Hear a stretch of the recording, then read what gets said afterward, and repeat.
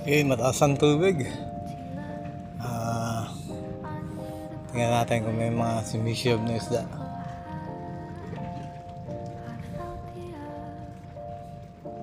Wala, malalim ang tubig, mukhang nasa ilalim sila.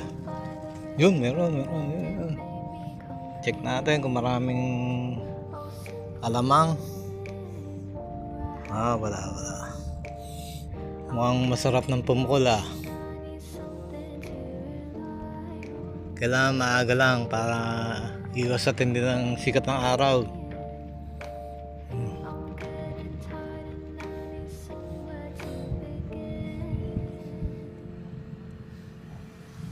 May mga sumisyab na, may alamang pa rin. Ayun, sinisiyab ng buwan-buwan na nagtatalunan yung mga alamang.